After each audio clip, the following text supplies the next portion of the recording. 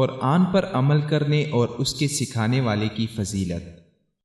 عن ابن عمر رضی اللہ عنہما عن النبی صلی اللہ علیہ وسلم قال لا حسد الا في اثنتين رجل آتاه الله القرآن فهو يتلوه آناء الليل وآناء النهار ورجل آتاه الله مالا فهو ينفقه آناء الليل وآناء النهار۔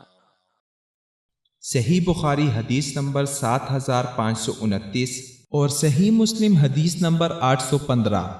حضرت ابن عمر رضی اللہ عنہما نے بیان کیا کہ نبی کریم صلی اللہ علیہ وسلم نے فرمایا، رشک کے قابل تو دو ہی آدمی ہیں، ایک وہ جسے اللہ نے قرآن دیا اور وہ اس کی تلاوت دن رات کرتا رہتا ہے، اور دوسرا وہ جسے اللہ نے مال دیا ہو اور وہ اسے دن رات خرچ کرتا رہا۔